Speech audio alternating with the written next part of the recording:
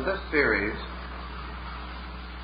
we want to use 5 systems variously selected from the schools of mythological tradition as indicative of levels of mythology. Therefore, each one of our discussions will be more or less comparative, but will emphasize the group under which the lesson is titled. So this evening we are going to discuss, in general, Babylonian creation myths. In particular, however, we want to lay down the foundation for a certain comparative study of world mythology. And as this is the only lesson we have set aside for creation stories, we must skip around a bit and hope that you will have the patience to realize that we want to cover as large an area as possible. In the beginning, we want to have something to say about the creation myth as a phase of human thought and human research. Every nation of importance has attempted to describe the origin of itself and to trace into the remote past the foundations of its religious and cultural institutions. For the most part, we come across something that mythologists have not emphasized, but which we must pause to consider. And this is especially true in the Babylonian group, but almost equally obvious in many other systems. Namely, that our creation account is nearly always twofold. There are 2 distinct stories, usually in some conflict, and about which a great deal of reconciliation has been attempted. We know, for example, in the Babylonian, that we have 2 distinct layers or levels of creation myths. One comparatively ancient, and the other comparatively recent. When I say comparatively recent, I mean probably not over 3,500 to 4,000 years old. The older group being of much earlier development. These groups are gradually reconciled and interpreted until they meet, but there is no basic essential meeting of original ideas. Why should this be true? Perhaps the answer lies in the fact that man is conscious of creation on 2 levels of existence. When you study the Vedas, or most of the sacred books of the ancient world, you realize that the authors were heavily indebted to the symbolism of generation, of human generation, and the development of their concepts of cosmogony. In the Eastern system, practically the entire story of the formation of the universe is based upon the prenatal development of the human fetus.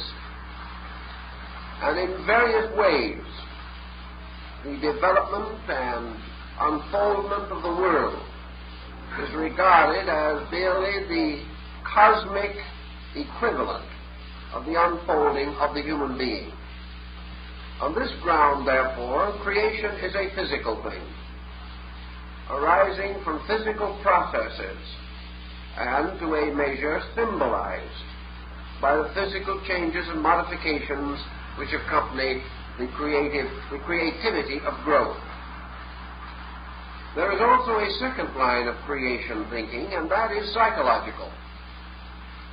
If man, observing around him, finds that other things were created by generation, he then searches within himself for his own origin and finds not a physical source, but a more or less mystical source, a transcendent source, lying within the locked treasure house of consciousness.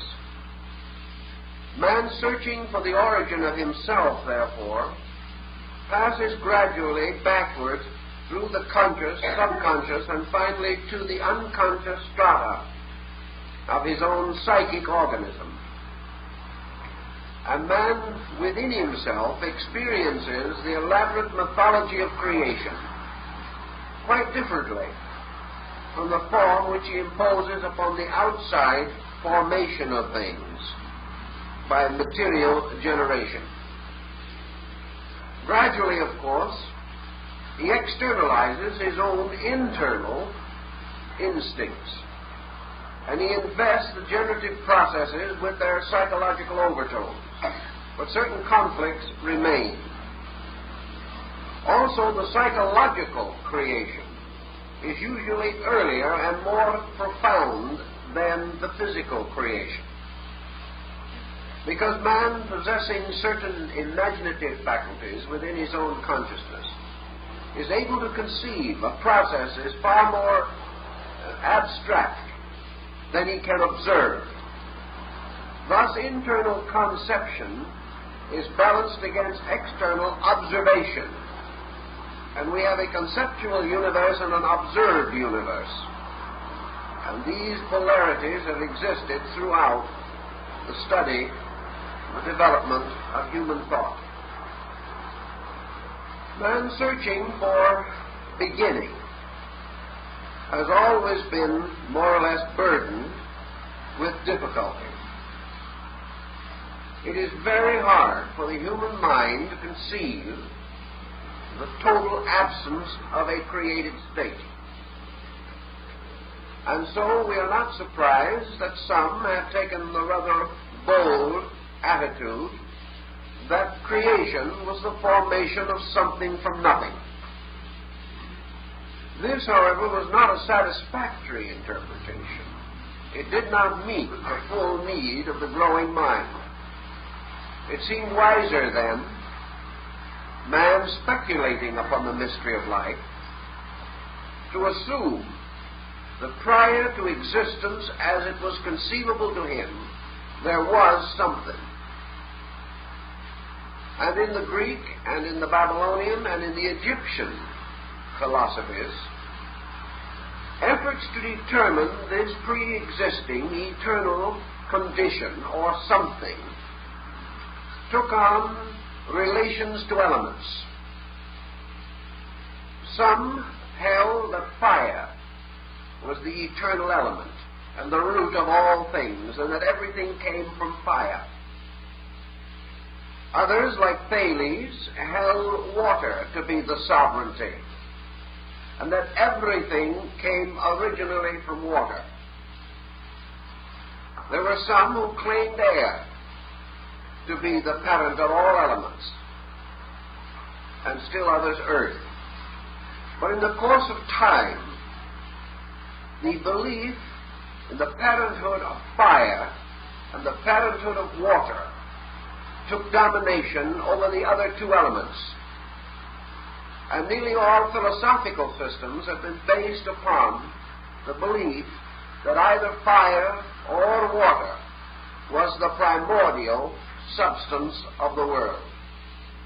Now, it is rather interesting that two extreme elements should be thus contrasted, and that in many instances the universal theory was based upon a compromise or a relationship of these two, as is the alchemistical problem of the production of the stone, or the wise man's symbol, which was said by these alchemists to be the result of fire burning in water, and water feeding the flame of fire.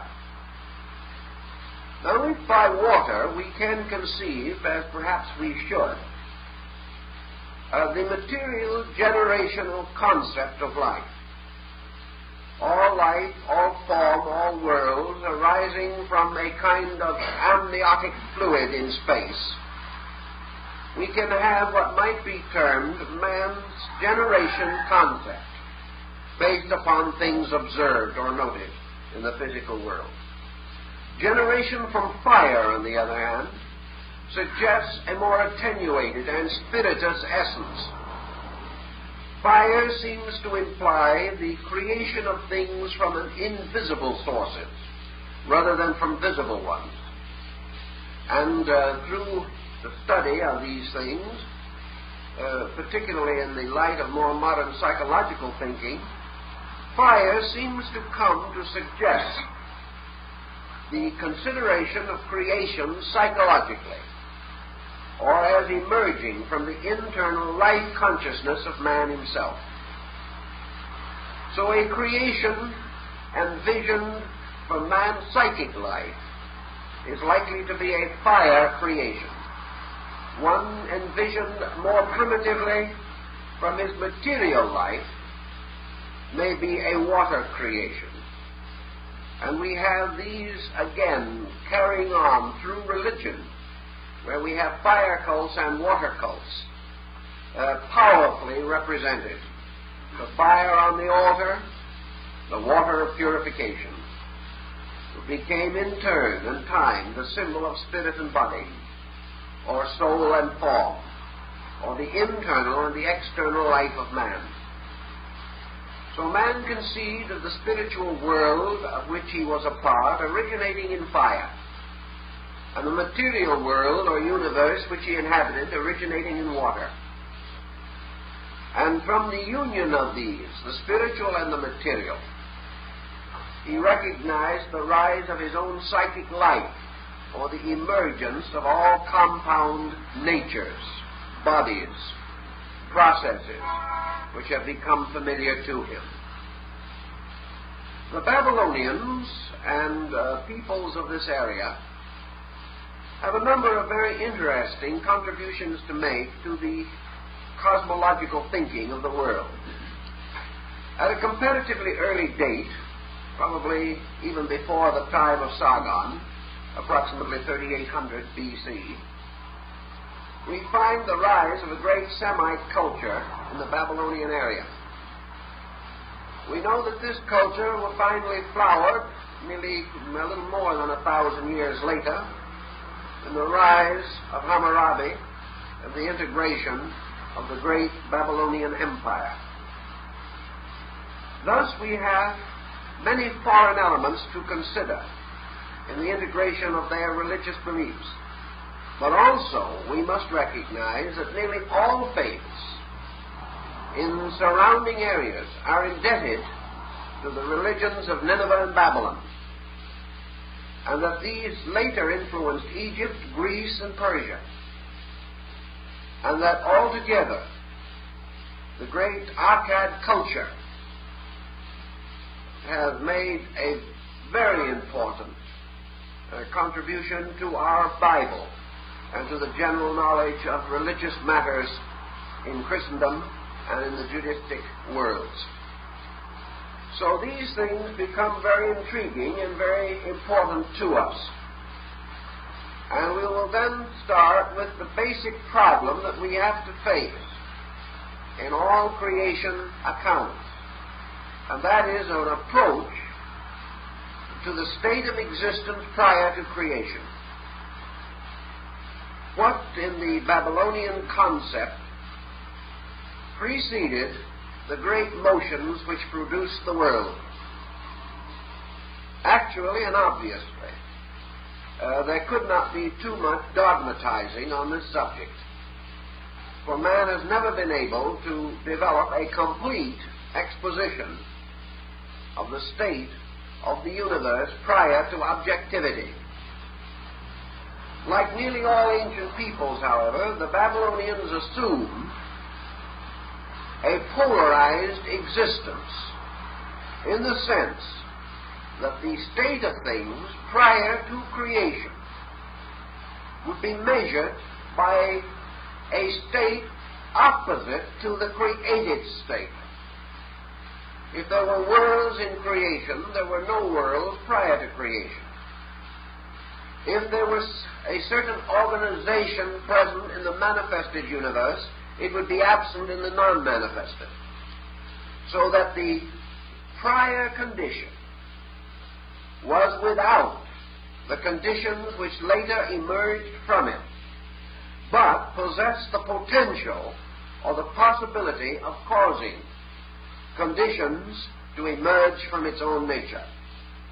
Thus in the Babylonian, as in the Chaldean later and the early Kabbalistic, that which preceded being was no being, not an absence of existence, but an absence of definable manifestation. Eternity includes, and possesses time, but time can never encompass eternity. Time exists within eternity. And when time fails or dies, eternity returns to its own manifestation. The same with being. All beings exist within a total state. This total state, being undifferentiated, is beyond analysis. Yet this state must precede all others and must ultimately survive all conditioned forms of existence. This total being must contain within itself all that is manifested during a process of creation. Yet it does not come into total manifestation in anything. For total being can become manifested only in total existence. And total existence is as inconceivable to us, as Sanchroniathon points out, as total lack of existence. All manifestation and no manifestation cannot be distinguished, because the human being is incapable of the experiences of totality, either plus or minus. Thus man lives in a condition of partial manifestations. He measures all things partly, not completely. The Babylonians attempted to differentiate the condition that preceded being, and they came to the same concept that was later to be enclosed or captured within the Chaldean oracles of the Zoroastrians, namely the thrice deep darkness, eternity as bis and abyss, as Bami calls it, nothing and all. Something infinitely profound, infinitely eternal and existing, yet containing no measuring or marks by means of which it can be explored, defined, or captured by the mind or even by the consciousness itself. How then do you suppose the concept came into being or came into existence? Almost certainly through man's contemplation of the mystery of sleep. In other words, he has an objective awareness, and he has a subjective state, in which in normal cases he is unaware of. He passes from a state of objective function to a state of non-knowing. In infancy, he emerges from a state of non-knowing. In the senility of age or of advanced years, he may return gradually to the childishness and infancy of not knowing. So wherever man extends his extremities beyond the boundaries of his normal functions, he approaches not knowing. Now the Chaldean and Babylonian was perfectly justified in assuming that the knowing can come from the not knowing, because it does so with every infant that is born. Gradually, from a condition which seems to be the lack or absence of qualities, these qualities gradually manifest themselves. Again, searching in his own experience for the answer to these things, the individual perhaps experiences dreams in which from within himself he becomes aware of an internal world or life that is entirely separate from the external. And this internal life exists in a strange, dark, mysterious world which can be entered only through sleep. We speak of the unconscious the ancients spoke of the underworld. And he considered this underworld the abode of phantoms, much as we consider the unconscious to be the abode of psychological phantoms.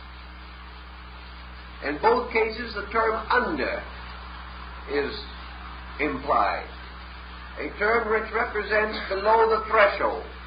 And the term threshold becomes very important in Babylonian thinking because they established a clear concept of thresholds between the levels of the worlds and placed doors and doorkeepers there to guard the various planes or abodes of life. So we have, in this basic thinking, a state which precedes awaking, which precedes the dawning light consciousness of infancy, which precedes knowing, and yet is the root of knowing.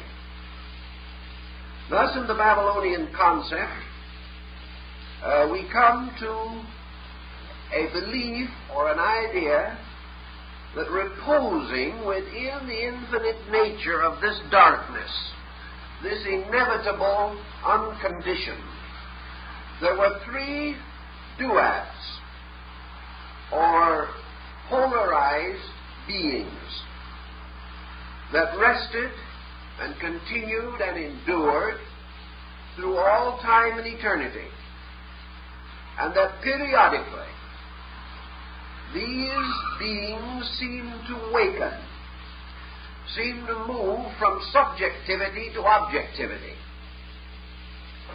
and as a result brought creation into existence as an emphasis, as a polarization within themselves. The Babylonians did not go as far as the Hindus in this thinking.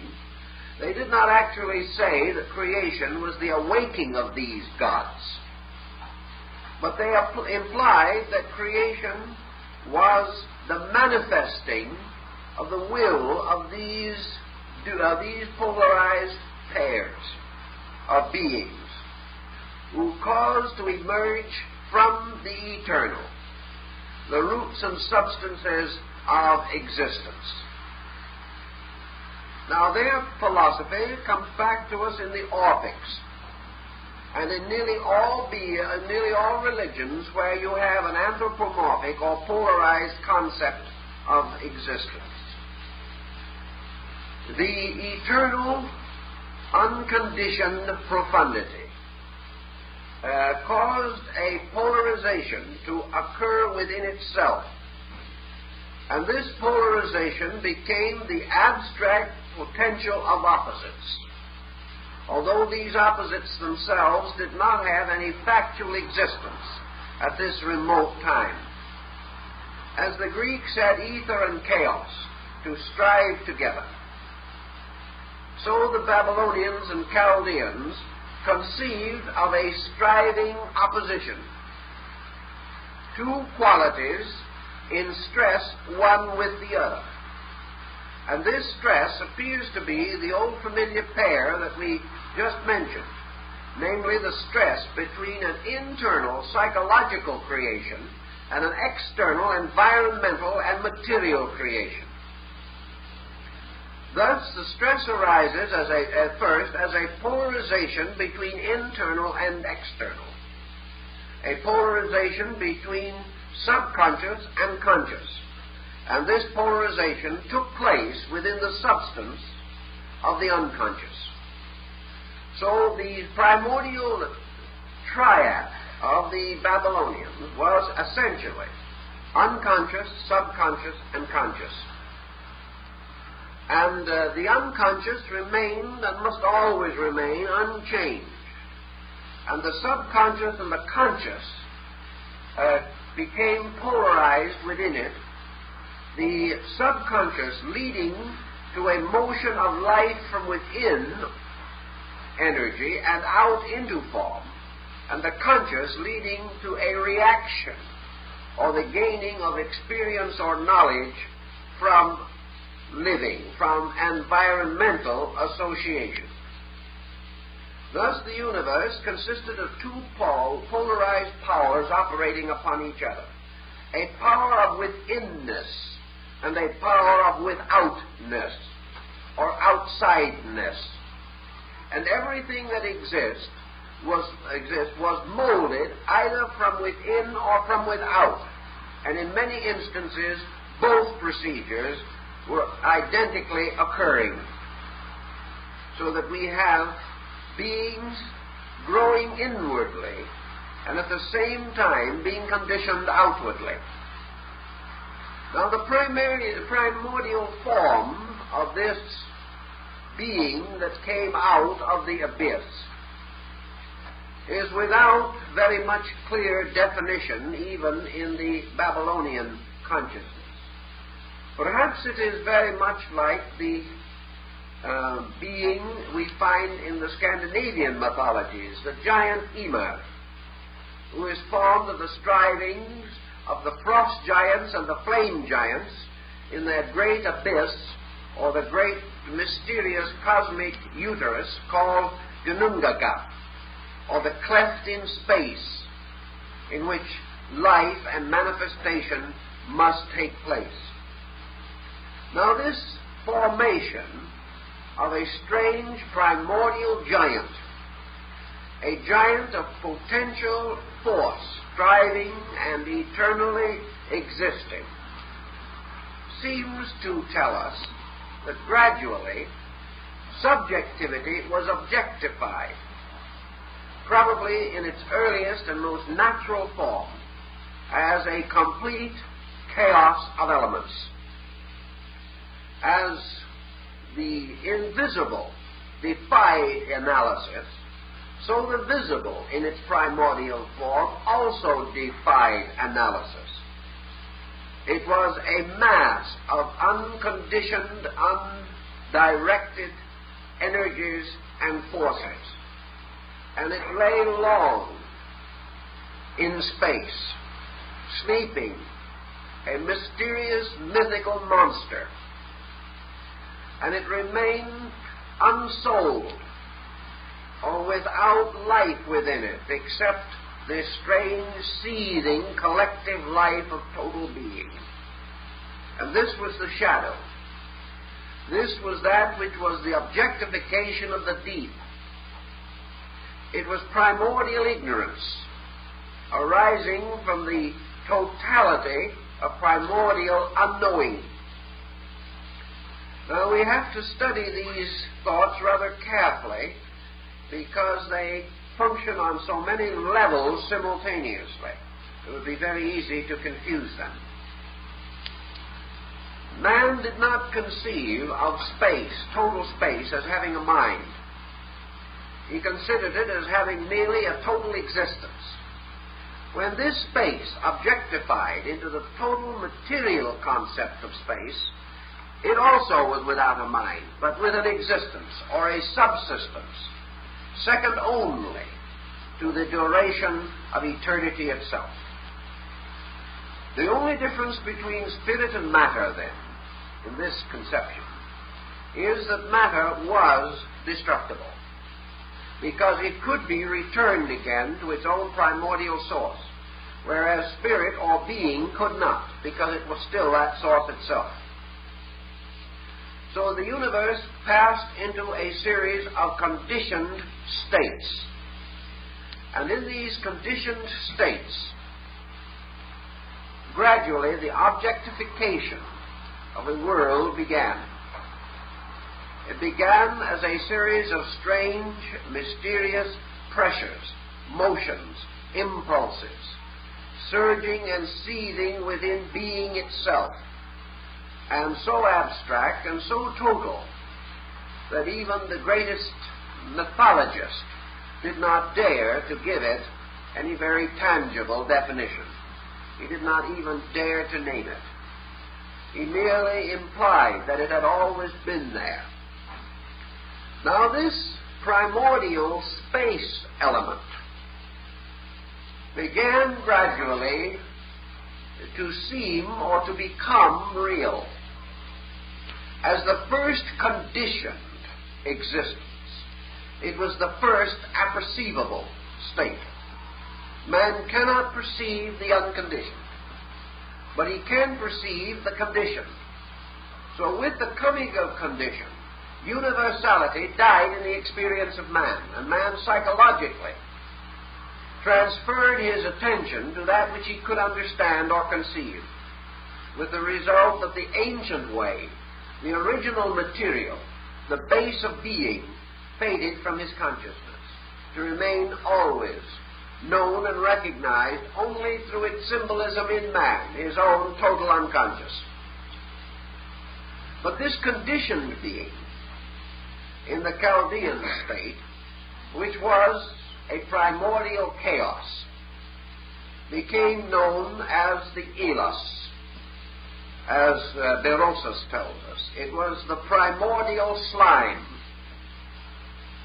It was this same primordial substance that in the Indian philosophy is churned in the early avatars of Vishnu.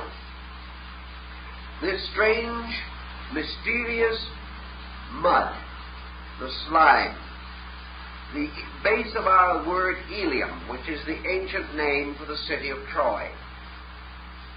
This primordial mud or ooze was the great mother of all living.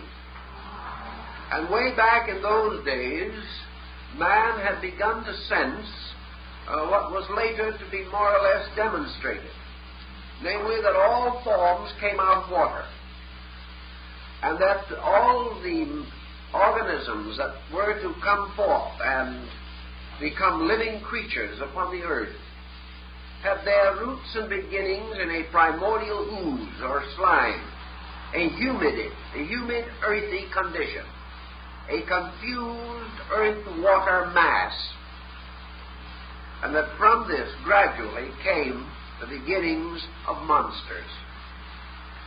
Now, on the psychological level, the Ilium, or the Ilus, the slime, became associated with the human subconscious, differentiated out of the total unconscious of man's existence. This strange ooze was the mother of imagination and fantasy, and it was from this internal strangeness that the first rudimentary dreams or nightmares of human consciousness began. So all human thought, all consciousness, all sensory and faculty differentiation, all ways of knowing and feeling which man has, came from a primordial kind of sensing, a mysterious confusion of thought and emotion prior to the individualization of either, so that somewhere there was a strange common denominator of man's psychic origin, and this was the mud, the Elos of the true subconscious root of conscious knowledge. From this subconscious came forth many different types of beings and creatures. And in the Kabbalistic and Chaldean Babylonian theology, it is said that from this slime or ooze there came forth a phantasmagoria of creatures, incredible monsters that had no resemblance to the creatures we know in the world today. Composita of various kinds, human beings with the heads of horses, men with the legs and tails of scorpions, human beings with the heads and wings of birds, great flying monsters, crawling things with wings like griffins, innumerable, incredible creatures with many heads and many arms and many legs. All of these monstrosities crawling out of the mud, which was the common uterus of matter, a fantastic concept of lives and forms that were before the beginning. Now, out of this also there emerged from within man himself, from the subconscious Elos of his psychic mystery of slime, mud, there crawled forth the beginnings and rudiments of man's psychic pressures and tensions. his various forms of awareness, his psychological ways of thinking and being, the first monstrous struggle of thought and feeling, locked in a death struggle for supremacy, the strange delusions of which there are still traces today. And in the midst of these, like a magician, standing as sorcerer over all this world of fantasy and magic, the necromancy, ruled the strange deity Enlil. This being, as the word Lil in the name implies, means demon. And the word Lilith, in relation to the story of Adam and his demon wife, implies not only a monstrous or evil creature, but by the demon, a dream, a nightmare, a strange and horrible fantasy. And Enlil became the symbol of this subjective psychic life of man, inwardly breeding monsters, even as the elos, or the material slime, gave birth to monstrous forms. Thus incredible creatures having no true substance in reality, have their inner life issuing from the subconscious slime of the invisible world, and forms the strange patterns of the laws which were sometime to generate bodies and bring them forth in order and propriety. These laws, not yet having been established, forms grew in strange, fantastic, and incredible ways. Now, in this combination of things, we also see certain traces of our own psychology. We say it's a terrible thing to imagine or even try to think of a world ruled over by these seething, incredible reptilian bird creatures that represented ungoverned and uncontrolled thought. But let us see how quickly the same thing can happen in the mental life of the individual. When man is unable to control his mental emotional forces within his nature, he produces terrible fantasy, morbid dreams, monsters, of which the incubus is but a good example. Man fills his invisible life with nightmares the moment he loses his rational integration.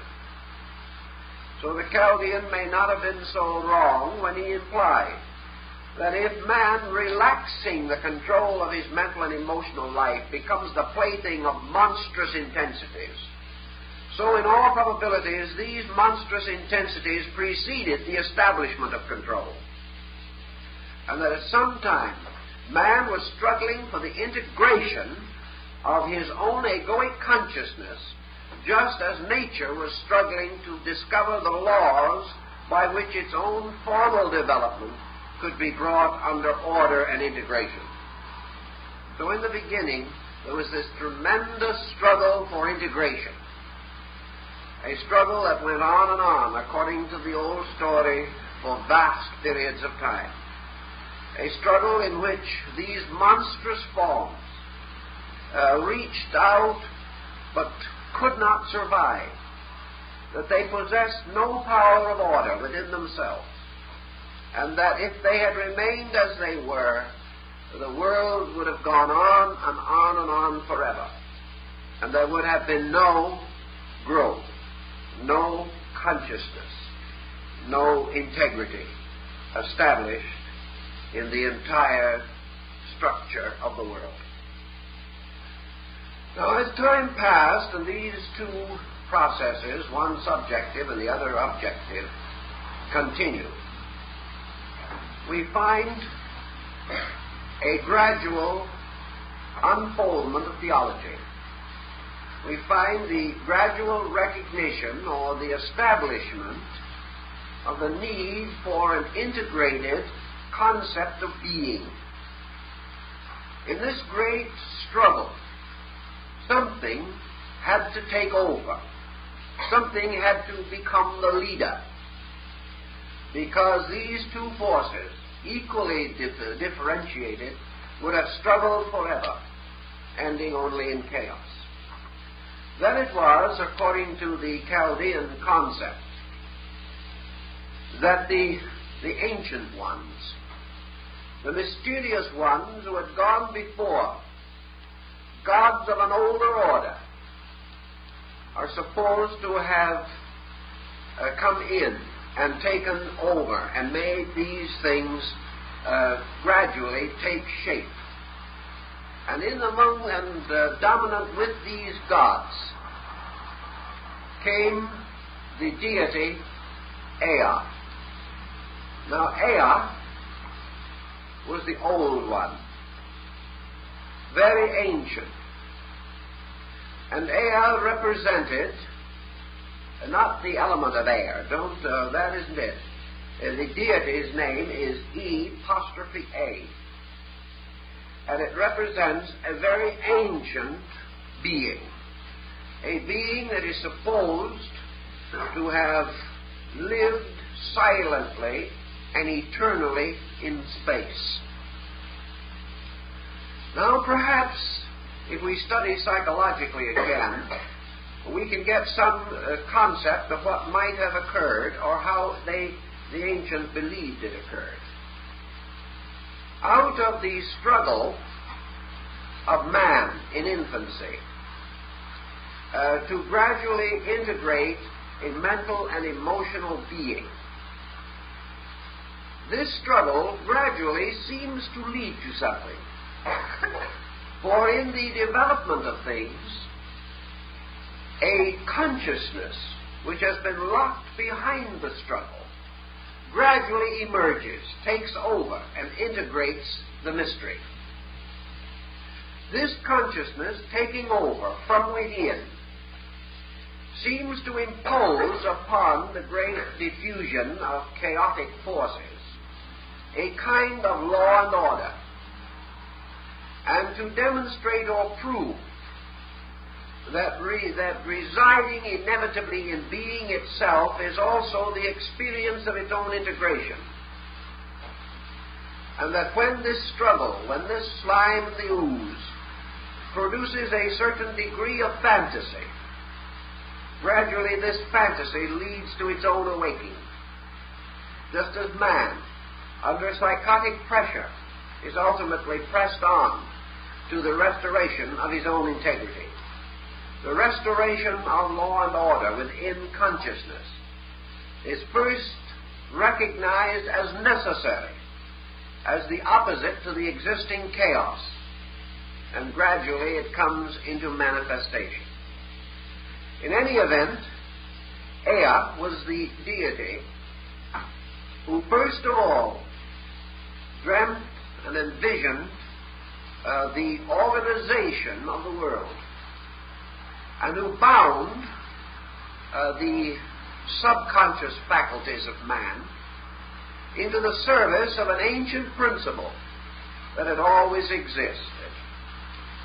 In other words, the emergence from total consciousness, or as we might call it, the total unconscious, was in two waves or manifesting cycles.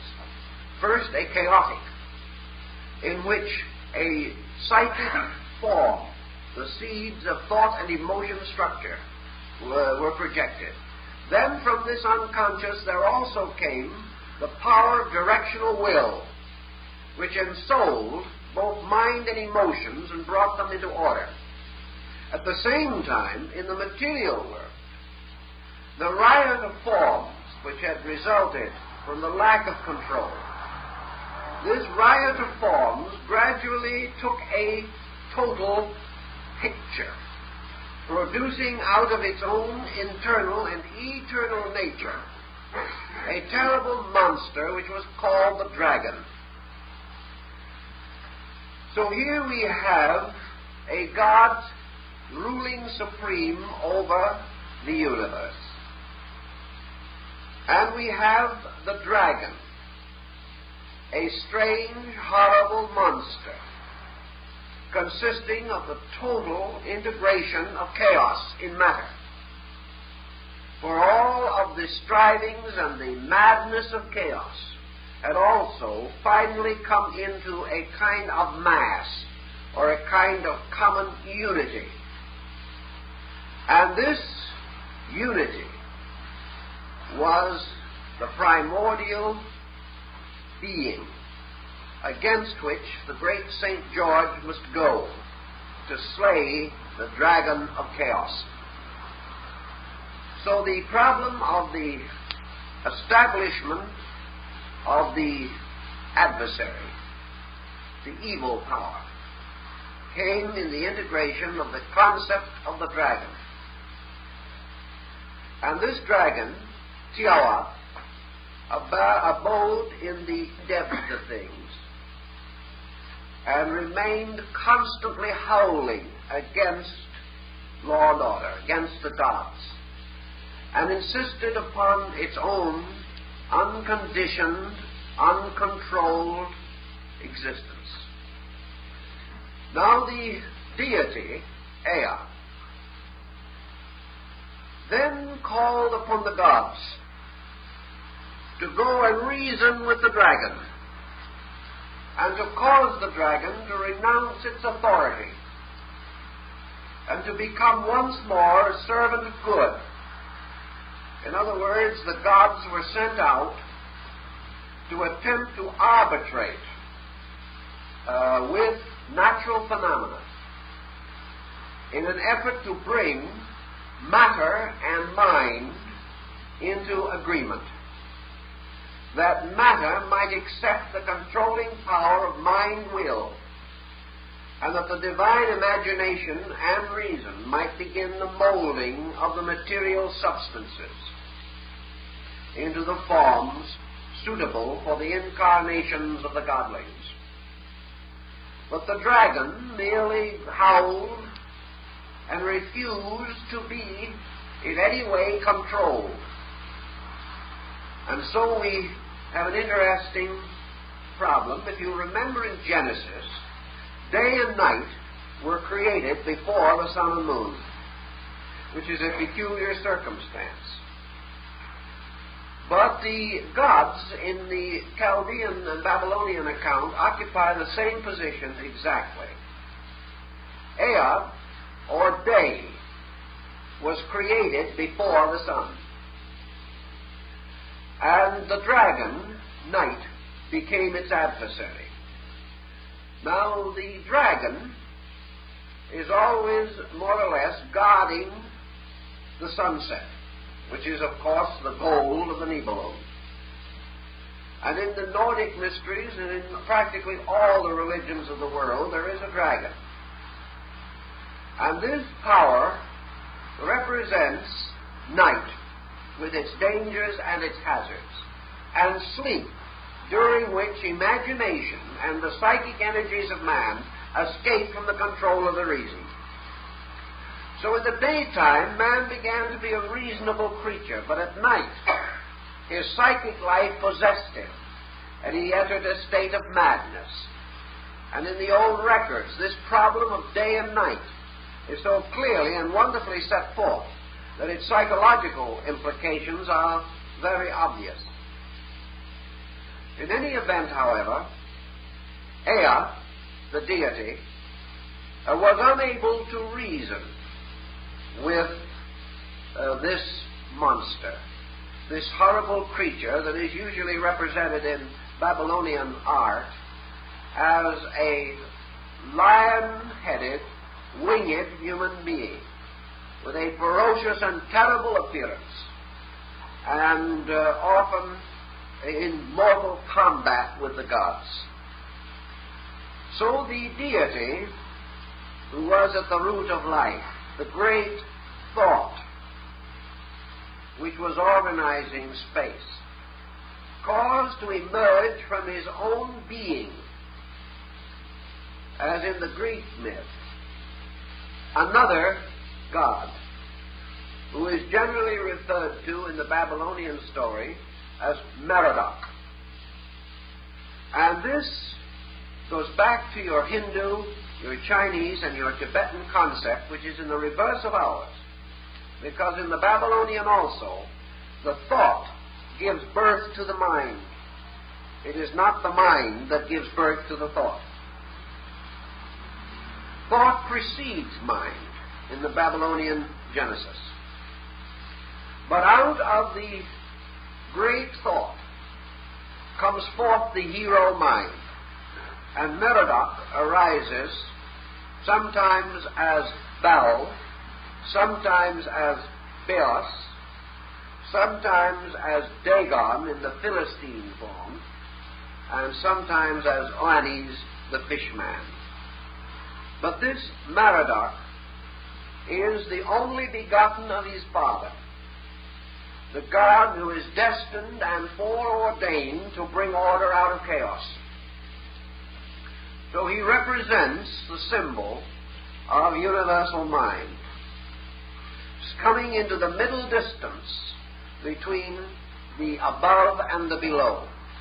In the ancient Babylonian art inscriptions, for in those days they carved their cuneiform glyph directly across their pictures, so that the body of deities and all these forms are covered with the little cuneiform characters. But in this writing and symbolism, we see Merodach descending into a middle distance between the abyss of space and the abyss of matter. And here standing in a luminous mist, wielding a so great blazing sword of light, the sword Noton, the sword Excalibur, the mysterious sword of quick detachment of the Indian fable. And with this tremendous power, Merodach, blazing with celestial splendor, overcomes and destroys the dragon of darkness. And after the dragon of darkness has been slain, Ea, the god, rewards Merodach by making him the creator of the world we know. Now this is interesting because it indicates that creation, as we know it, is an entirely secondary process, and that Merodach becomes, so to say, the Logos, in the same way that Zeus, the Greek Zeus, or the Latin Jupiter, becomes the creator of the inferior order of beings. In any event, Merodach, receiving power and authority from Ea, and therefore being entrusted with all things and all virtues and all natures, proceeds to take the body of the slain dragon, and from this body to fashion the entire structure of the mundane world. This is like the material universe formed or fashioned from the body of the snow giant Ymir in the Scandinavian rites. Or in the Greek, after Zeus has destroyed the 12 Titans with his thunderbolts, he fashions from the ashes of the Titans and the blood of Dionysus the human race. Now the titanic or primordial forces of the ancient Greeks are equivalent to the zodiac. And the great dragon coiled in space was the Babylonian equivalent of the zodiac, even as we find in Central America the signs of the star groups placed upon the back of the serpent in the case of the calendar stone. So from the body of this monstrous creature, mind, working upon matter, produces organized existence. And this organized existence is stationed in a kind of middle distance between the extremes of life and matter. And therefore, actually, Merodach is entitled to be called the formator, or the cosmocrator of the world. He is not the creator in the true sense, because he does not create something from nothing. He is the formator, because he brings cosmos out of chaos by making use of the elements that have always been there. So out of all the primordial elements, the world is produced. And the world is divided into three essential parts. The lowest of these parts is physical nature itself, which begins to take proper form and kind, and the monsters disappear, and the horrible creatures vanish away, and those that had many heads and so on are no more to be seen, and the earth began to produce gentle bodies and types of forms that were suitable to the uses of mind. And these were originally called the mind-born forms, for they were generations of thought. In the meantime also, in the higher or mysterious subconscious chaos, an equivalent transformation was taking place. The dream world of nightmare and fantasy was vanishing under the light that shone from Merodach. And in the subconscious life of living things, mind began to take order. Reason began to assume power. Thought dominated fear, and man was no longer unable to face the mystery of darkness and of sleep. Mind began to give him the courage to organize and revise his own fantasies. So Merodach then turned upon the sleep monsters, the mysterious beings in space, and he slew all the evil gods in space. He slew, therefore, the forms of fear, of the hideous and terrible representations of imagination, of fantasy, and of guilt. He took all these horrible monsters of our dreamings and destroyed them, because the moment the mind integrated or became organized, it determined the nature of sleep phenomena. And man's sleep phenomena became merely reflective of his waking consciousness. And, of course, certain evil powers still remain, for the adversary is ever present. But Merodach took the world of sleep away from fear and gave it to reason. And by degrees, therefore, the reasonable world came into existence.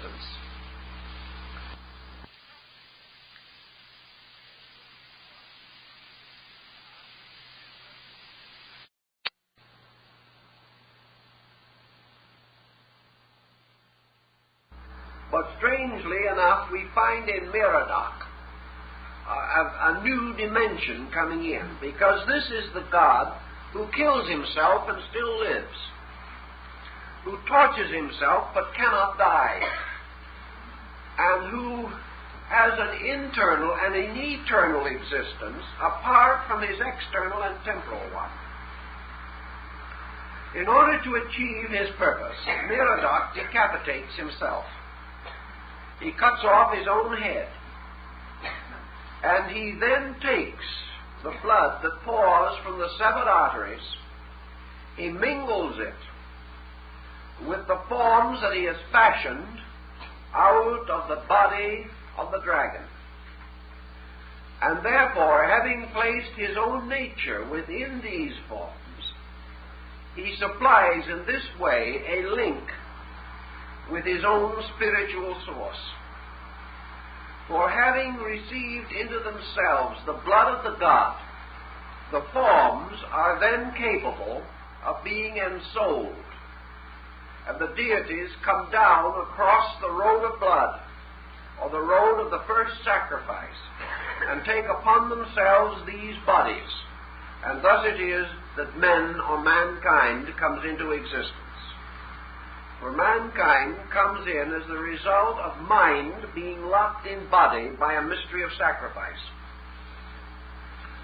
In this point also, we have to go into the Babylonian theology and their system of mysteries, which were developed at a considerably later date. For we observe then in this concept that mind is immersed or absorbed in body, or that life and reason, like the Dionysus of the Greeks, is sacrificed in order that humanity may come into existence. To make possible, therefore, the individualization of mankind, universal mind and reason become buried or absorbed into form, and thereby increase this form, giving it an indwelling rationality, and setting up in the middle distances between spirit and matter the great world of form over which mind rules supreme. Form is matter plus organization, or archetype. And all forms are compounds. And compounds are only possible because mind holds together the elements or substances of matter. If, therefore, in death, the conscious being is separated from the body disintegrates, because it is the dweller in the body that maintains and preserves the compound. This compound is form, and forms are therefore embodied or ensouled bodies. For wherever there is a body that is ensouled, it is a compound of life and matter, and as such, it has an internal existence in eternity and an external existence in time. The internal existence in eternity is derived from the God Ea. The temporal existence in time is derived from the sacrifice of Merodach. And in the combination of these two, we have the beginning of the Babylonian concept of the nature of man himself, and why man gradually becomes the master of and conqueror of the world. For out of the form principle emerges the hero of the world. This then brings us to a point in the Babylonian cosmogony, and now we have to pause and go back and strike a second stream, because there were two streams of this, as I told you, one of which ends or terminates in the broken tablets in which Merodach has brought forth and organized his kingdom, and has become the archetype of the ruler, the archetype of the egoic self that is born of the compound of time and eternity, abyss and abyss, of life and death. The story of how all this happened, the ancient records that go back to the very earliest period, are said to have been given to the people of this region by Oannes, the fishman, or the Dagon, the mysterious being who came out of the sea, and who is certainly and definitely a form of Baal Merodach. This being, however, carries with it certain other mysterious attributes. The sea, as we have already suggested here, is one of the attributes of this being, Ea, because Ea was not only the creator god, but primordially a water deity.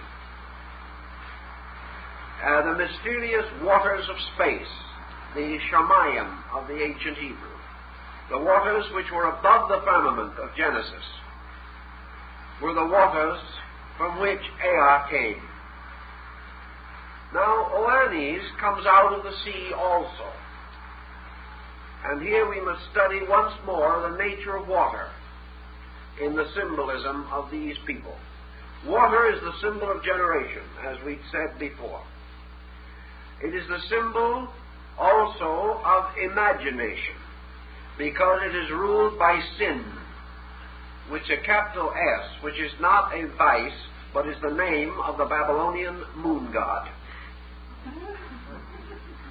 And this deity is the controller of the waters of the earth, sin and the moon, and perhaps sin and imagination may have curious relationships to each other, even in our more modern way of thinking. But Oannes comes out of the sea, and he comes with the body of a fish, the great fish, and he is covered with scales, and beneath the head of the fish is a human face, and the head of the fish is above it, forming what we commonly know as the bishop's mitre. And the bishop's mitre is also the fish head because of its association in Christianity. Oannes, or Dagon, never eats while upon the land, remains upon the land all day, and goes back to the sea every night. This wonderful deity, or wonderful being, was the one who brought forth the civilization of these people. He gave them the great rudiments of culture. He taught them all things, and then every night returned to the sea. And he would never take any part in any earthly thing, and he would never reveal his true identity to anyone. He simply told them that they were his chosen people, and that he was there to give them the rudiments of knowledge. So he taught them reading and writing and mathematics and architecture and husbandry and chemistry and medicine and law. He taught them astronomy and how to judge the seasons. He gave them a priesthood and a theology. And he was a psychopomp, or a lord of souls. And after he had given them all wisdom and all knowledge, he returned to the sea, leaving behind him a priesthood, which was to carry on his rites and his mysteries. Now this Dagon, who comes out of the great water of imagination, out of the great mystery, is of course the eternal teacher, the mysterious guardian, the great and eternal ancient, which does certainly come out of man's own inner life. Now the Babylonians associated the appearance of this deity with day, and that when night came, he retired again to the sea. So he obviously becomes a symbol of certain rational attributes of man, which function during the daytime and become quiescent or return to the unknown at night. So this hero, this great guardian of all things, like Persephone, who spends half her time in the underworld and half in the world of light, is one of the numerous equations and symbols to represent a part of human egoism. That part which objectively integrates worlds and subjectively disappears into its own cause in sleep. So Oannes becomes the symbol of the teacher, another phase of the emergence of self. But in the beginning he came from the great sea, which has to be the human unconscious, and is another example of man's source of knowledge, arising from the subtle, invisible, and mysterious parts of his own subjective nature.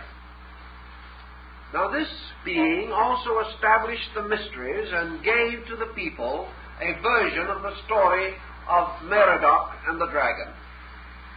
And this being taught them that they were to keep its rules and keep its laws and keep its covenants, and that in the fullness of time, in the last great day, this being would return and would again rule over his people unto everlastingness, and that this would be the restoration of the golden age and the fulfillment of all good things. This can only and must only be interpreted to represent the gradual restoration of total consciousness in man, and its ultimate re-establishment as the controlling power in human life. Now, religion was set up among the Babylonians as a means of doing honor and of keeping the laws given by Oannes or Dagon.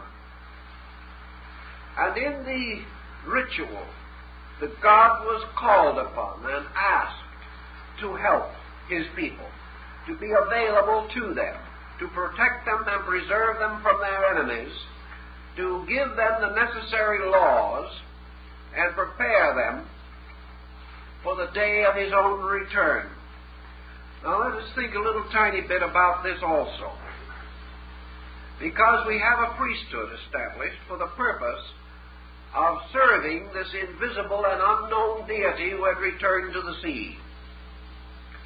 And when we understand the purposes and meanings of the ancient priesthood and their ritualistic dramas, their instructions, and all of their teachings, we find that they were the custodians of processes and methods of human development and discipline very similar to the yogic exercises of India. In other words, they were the custodians of a science of the release of the divine in man. This can only mean that it was through such release that they served Dagon, or Oannes, and that this Oannes represented the power in man which had to be released. That through the service of this and obedience to the laws of this power, man gradually came to understand it. And when he released it fully through himself, the second coming, or the avatar, had occurred, and the individual had entered into the golden age of conscious identification with his own spiritual nature. There is every obvious evidence in the myth that these facts and these principles were very well known to the Babylonian peoples. The goddess Ishtar occupies a very interesting and important relation to this entire cycle. Like most comparative religious groups, the Babylonians had various deities ruling over different cities. And as time went on, these community deities gained separate mythological identity, became mixed and involved together, like in Greece, where Pallas Athena became the patroness of Athens, and so on. And the different deities were worshipped in their cities and had their own priesthoods. But there were certain common agreements among them, and Merodach, under one of the other of his names, was almost universally venerated. The goddess Ishtar, whose name literally means a star or constellational brilliance, was originally, apparently, a war goddess. She was much associated with military activity and was armed like Pallas Athena. In many respects, she is similar to Athena because she represents also the higher or intuitive or feminine aspect of mind or reason on its intuitional basis. Ishtar occurs late in the mythological story of these people in her descent into the underworld to rescue Tammuz, her beloved lover, who had died and had been taken to the underworld. And it was her desire to rescue him and bring him forth again into light, almost a reversal of the Orpheus and Eurydice cycle in Greece and the Pluto and Persephone. Because in the case of the Babylonian, it was the hero and not the heroine who had descended into the underworld. Ishtar, to rescue Tammuz, passes through the 7 gates that leads downward to the abode of sin, or the god of the moon and death. And here, deprived of her royal robes and adornments, she seeks to achieve the restoration of Tammuz, to bring him back again to the upper world. Unfortunately, the records of the fable are incomplete. The outcome is not known. Obviously, the fable belonged to the initiation rituals, and therefore was not committed in its fullness to writing, much as in the case of Isis, wandering the earth in search of the dismembered body of Osiris, her lord. Ishtar becomes again now a symbol of the psychic life of man, and again is involved in this mystery of creation. For we have now three different levels, or three different stories that are important to us. One is the creation of the universe by the power of Merodach. The second is the creation of man, primarily, and the unfoldment of man's life through parts of the Merodach story and the Oannes cycle. And the third is the mystery of the human soul, represented in the myth or legend of Ishtar. So man, spirit, mind, and soul, or spirit, body, and soul, is involved in these three great cycles of mythology. The Babylonians also recognized the soul equation in their religious teaching, and were among the first to set forth this concept almost exactly as it later occurs in the religious writings of the Semitic peoples. For in this concept, the soul which is rescued represents something that is brought into existence, and which is first of all sacrificed for the good of the ego, or the self, and later becomes the redeemer of it. So the psychic life of man is first of all his internal life, which restores his external life. And also, the soul is actually the experience which man has inwardly accumulated. Experience is something that nothing can bestow except through the long and difficult process of growth. Therefore, the soul cannot be given to man. It must be earned.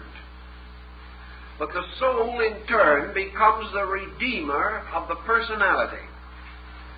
And Ishtar, descending through the seven gates, representing the seven sensory levels of man, and the 7 degrees of material existence, finally rescues man from materialism, which is the symbol of death. So man's psychic nature gradually created within him, as explained in the Old Testament in the creation of Eve. The psychic life of man becomes his redeemer, and like Pallas Athena, is born fully armed from the head of Zeus. For the whole evolutionary process of man is the perfection of qualities within his consciousness, qualities which gradually come to have an existence of their own. So in the Babylonian and in the Greek, and to a great degree in the Chinese, where it is a very commonly taught doctrine, we find the creation of the alchemical homunculus, or the artificial human being, the positive polarity of the negative concept of the Frankenstein. Now, man has always played with the idea of manufacturing or creating artificial beings. He has toyed with the concept that sometime he could create life. He doesn't know it, but this is a psychic statement of a fact.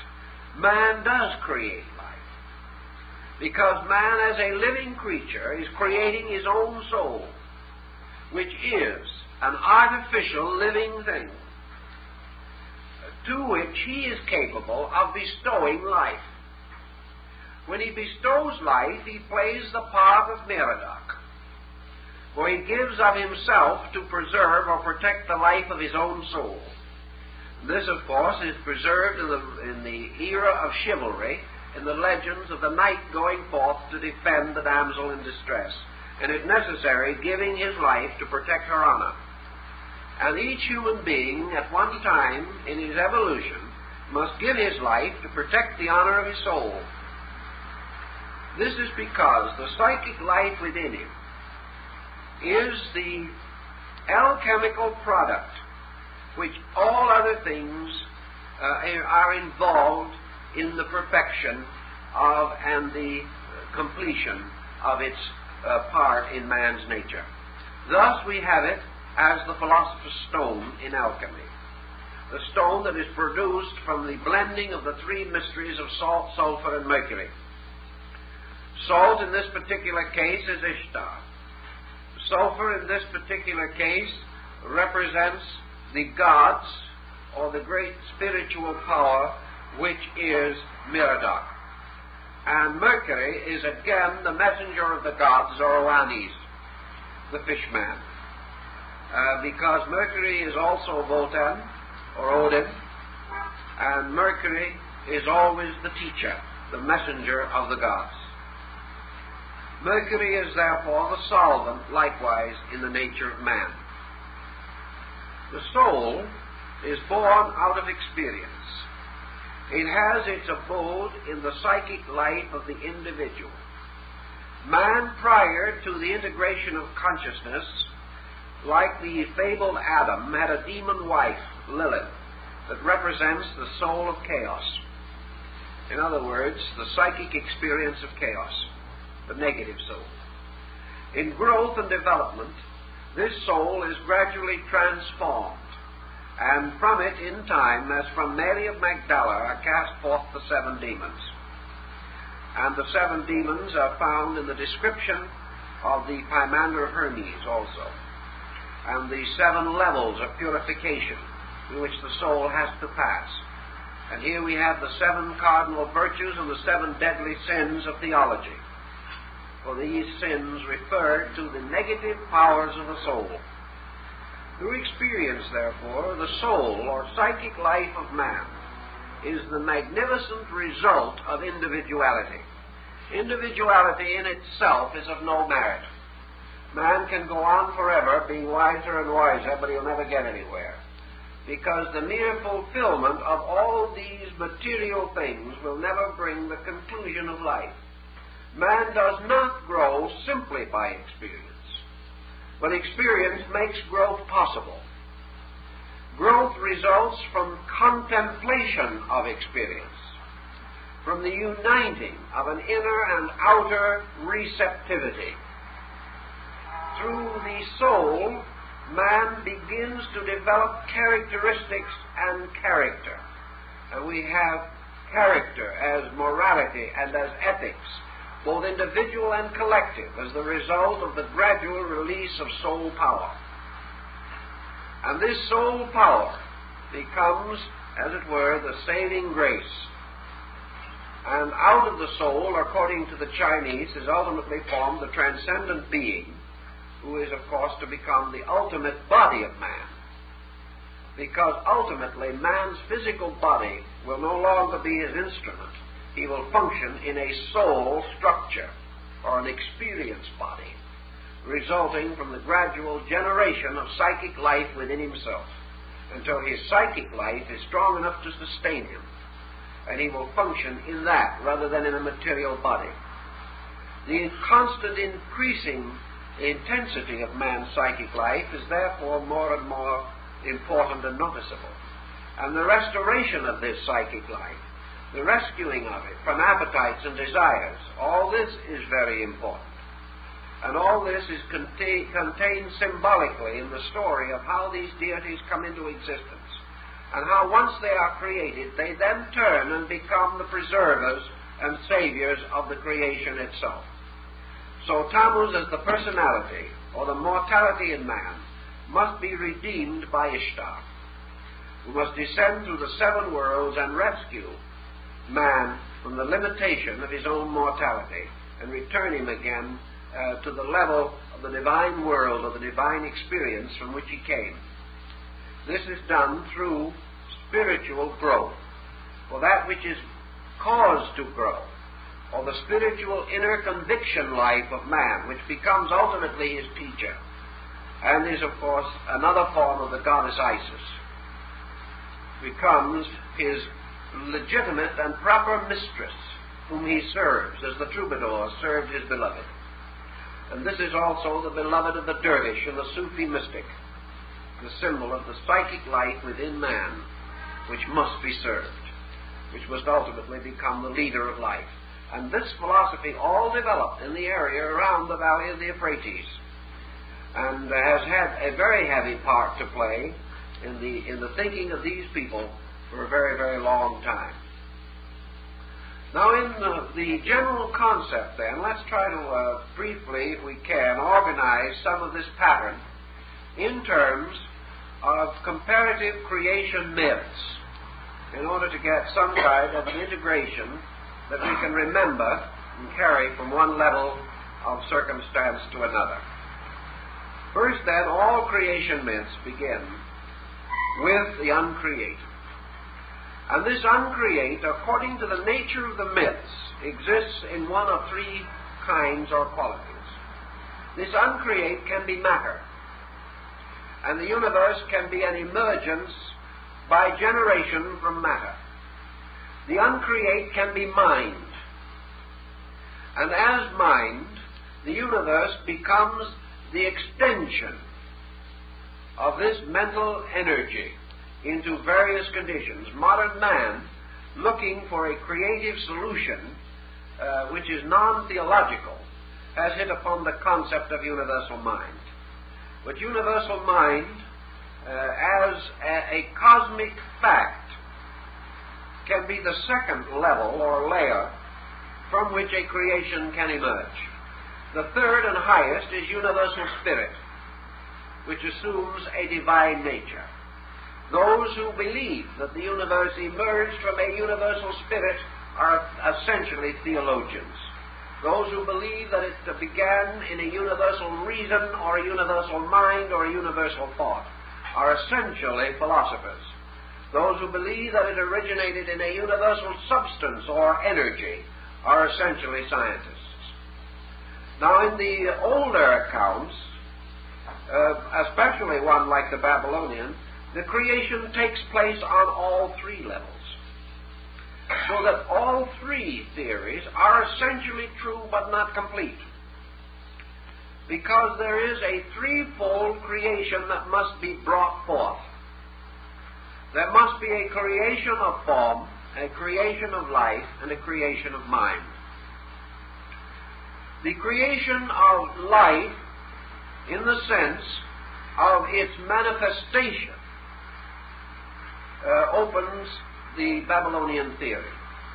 Eternal life is not create, but the manifestation of life is. So the objectification of life as a spiritual force at the root of existences becomes the beginning of the ancient concept. The emergence of a universal matter, a form, a polarity of this. Life opposed as absolute activity by absolute inertia. The absolute dynamic and static, light and darkness, life and death, as polarities, were envisioned by most ancient peoples, and certainly were by the Babylonians. So the universal manifestation of life resulted in a universal generation on the level of matter. Spirit and matter both grow. And they grow because of laws inherent within them. The life of the growth of spirit is emergence. In other words, spirit grows by emerging, by moving from an unmanifest to a manifest condition. And as according to the Gnostic emanationism, the moment the life or spirit begins to move, there is a corresponding reaction from matter below. If spirit makes one step downward, matter makes one step upward. Every motion of spirit results in a reaction in matter, because this motion becomes the absolute law of matter. and matter must inevitably abide by the motion of life. So whatever qualitative or quantitative motion, especially qualitative, life makes, form or matter must answer. Thus, when life is chaotic, matter is chaotic. When life integrates, matter integrates. And by degrees, these two, operating upon each other, cause a descent of life and an ascent of matter. The ascent of matter results in the individualization of monsters, because matter, like body, as the Greeks pointed out, has its own intelligence, but it is purely and completely a material or survival intelligence. Body without consciousness has certain life intelligence within it, but that life intelligence is much lower and inadequate to the rational needs of man. Therefore, the law of matter in the creation of structure is merely to mere growth without moral reaction. Growth without control led to the great monsters, and even to the prehistoric creatures like the dinosaur and the megatherium and all the brontosaurs and things that we remember or hear about in the stories of ancient times, even on a scientific level. But these forms run riot were due to the lack of the principle of conscious control. And the moment forms come under the control of reason, they diminish in size and begin to integrate. Now, as life descending reached a certain point, and matter ascending reached a certain point, these two simple substances had to meet. And they met through the manifestation of the deity who represents always the second logos.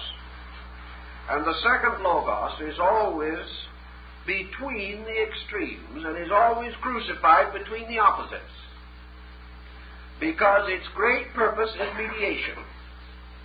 Its great problem is the reconciling of things, as in the case of Mercury, which must absorb the two opposite elements to create the philosopher's stone. So the central deity is always messianic. In the Greek triad, the one, the beautiful, and the good. The one, of course, is spirit, the good is matter, and the beautiful, which is art, is soul, or mind, or the combination of these. And as beauty must bring order and harmony, and has virtue and integrity as elements of its own composition, so that which is created in strength is perfected in beauty. And the three great pillars of the house are wisdom, strength, and beauty. The alchemist said, art perfects nature. Beauty is art. The supreme art is human regeneration. But art is always a growth or a learning for the purpose of the service of the beautiful.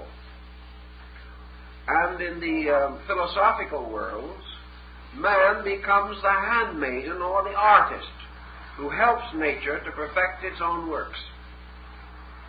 Thus art, beauty, psyche, or the soul comes in between and becomes the reconciler, the redeemer, or the sacrificer. Now, wherever mind enters into the compound, or wherever form is compounded, we have a loss of values. We have this loss of values in the same way that we have a second theology when Merodach comes along, or still another theology when Oannes appears, and still another level of theology when Ishtar appears. Because all of these compoundings in the nature and structure of substances result in various obscurations and bring in new levels of function and attainment. When the universal reason or mind, or the universal Sota, the Messiah, takes upon itself the problem of reconciling spirit and matter in the creation of form, or in the equilibrium or balancing of form. It therefore sacrifices itself. It is immersed or buried in form. It takes upon itself the body of the world. It is crucified. It dies, and from its blood comes the salvation of men. So from the blood of Merodach was created the possibility of man's better way of life. Merodach, of course, appears again as Oannes the teacher. And later the cycle is perfected by Ishtar the soul, because all teaching must lead to the development of the soul nature. And the soul becomes the internal teacher. It is the teacher which speaks from experience or from the gradual accumulation of psychic life within man. The chemistry, then, of Merodach, or the hero self, sacrificing as the Messiah its own nature and becoming immersed in matter, produces man's power to become a creating psychic being, capable of molding, regenerating, perfecting its own nature. It is no longer left as an instrument of the gods, because the gods have now taken up their abode within it. And the indwelling God makes man capable of the God experience in himself. So Merodach's sacrifice was necessary, like that of Dionysus, in order that man might have within himself the spark of divinity, by which alone he could ever know divinity. So man becomes the tomb, the holy sepulchre of this mysterious martyred God. And this martyred God, buried in the sepulchre of the body, as Plato so well points out, the body is the sepulchre of the soul, becomes Tammuz, buried in the seventh layer of the underworld, from which he must be rescued by his own soul, or by the soul power of nature. Now, the soul power of nature is manifested through the seven arts, through the entire development of man's conscious life, for all of his conscious effort, his effort at growth, his effort at empire building, his effort at perfecting his own nature, his desire to be good, to be beautiful, to be strong, to be wise, all of these are the psychic power within him, leading him on to the rescue of his own buried self. So that the psychic emergency of sorrow, pain, stress, all of this is part of the power which relieves or releases man from the sepulchre of his own ignorance or mortality. Through the psychic life, man is building the bridge or the ladder which leads him back again to his own spiritual origin. The laws of this way, of this path, were given by Oannes, or by a further reappearance of the Messiah, who must not only inhabit and take up life, but must also give the teaching by which this life can be released. So the service of the mysteries, as they were practiced, these mysteries were dedicated to the restoration and resurrection of the dying God. And of course we have in this story another example of the dying God's symbolism. Now in modern time and modern thinking, is there anything here that means much to us? Or are these myths truly only dated fragments of an ancient time? I think they mean a great deal to us, because mythology is an eternal record of man's psychic life. And by mythology, man is always and forever seeking to explain himself. Just as he has never been able to find, literally and physically, a good explanation for how the universe came into being, he doesn't have easily available any good explanation for why he came into being, or how he came into being, or what he came into being to do. He must therefore always face this mythological mystery, which is nothing more or less than the effort to solve instinctively the problem of his own existence. And in the Babylonian or in any other system, we have a splendid opportunity to become aware of our own subjective lives and what these lives may mean to us. Obviously, we came out of our own subjective. Obviously, all of these systems are egocentric. They begin with man.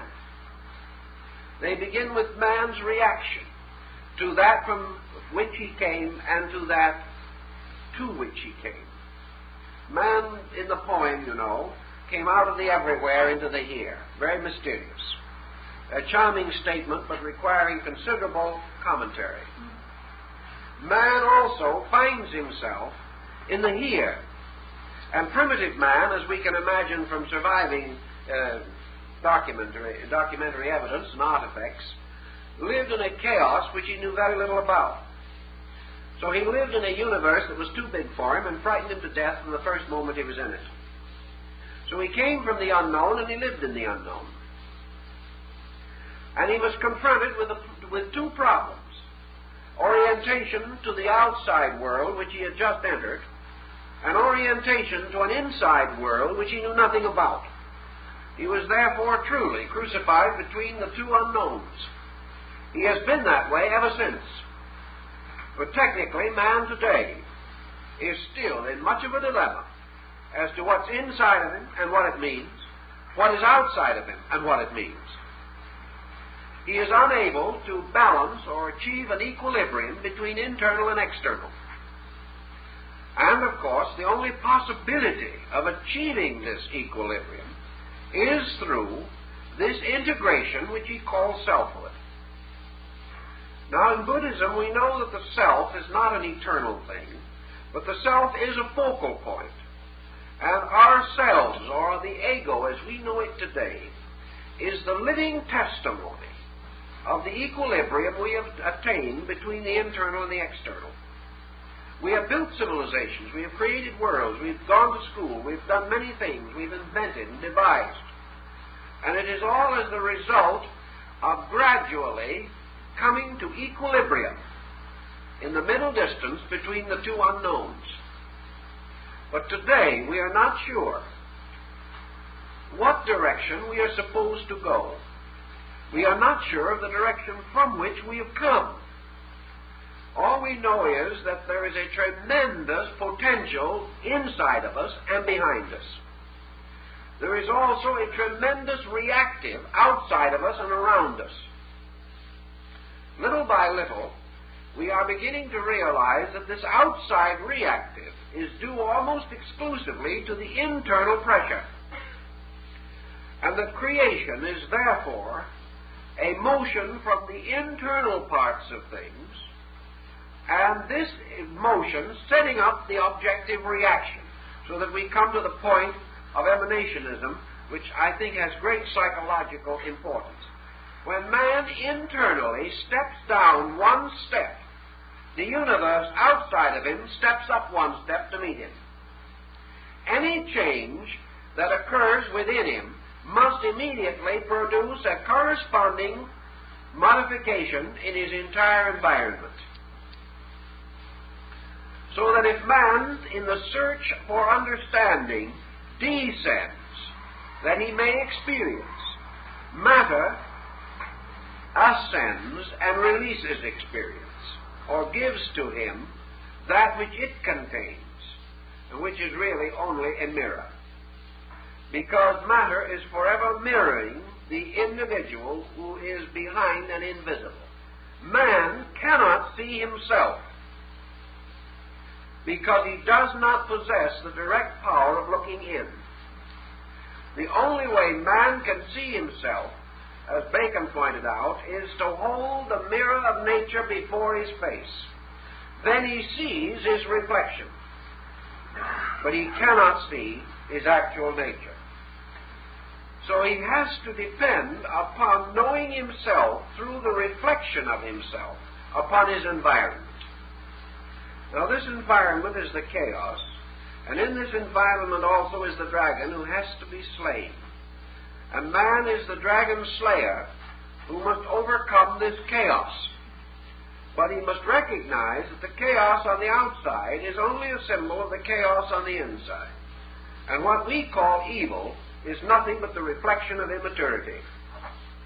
It is lack of adequate integration within. Any negative thing which we see around us is due to an undeveloped power within our natures. And any divine and positive thing that we see is due to an objectified power within our own natures, which has been brought to maturity, or at least to a reasonable degree of growth.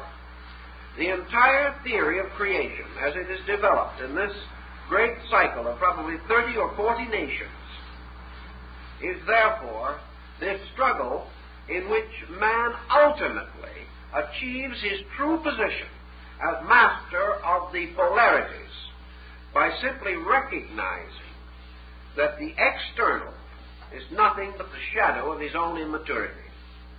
Therefore, that he must cure the external by correcting the internal. And at the moment he integrates inwardly, the material pattern falls into its proper place.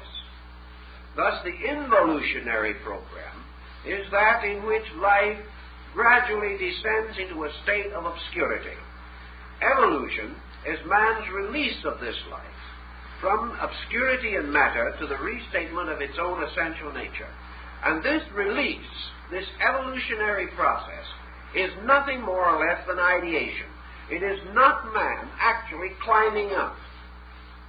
It is man building psychic or soul power within himself, which causes the world around him to change from a material to a psychic thing. Evolution is the power of man's soul over his environment. And whatever change or transition occurs in the psychic life, the material environment takes its place. A good example of that is the very simple fact that as soon as man is a self-governing creature inside, we will have peace in the world as far as politics are concerned. Because politics, again, is nothing but the lengthening shadow of man. This is a large composite thing. But in imagination, in psychic life, in psychotherapy, in all the illusions and delusions which burden the individual, in every degree of these things, we have the same cosmological scheme of the conquest of illusion by reality, the slaying of the dragon, or the integrated, normal power of the psychic life, victorious over chaos. And every individual who is not ordered is living in a chaos. And the only way that he can bring cosmos out of this chaos is to restore or rescue his own internal, which he does by following the rituals of the mysteries and by learning through the study of the creation cycle how he and his problem came into existence.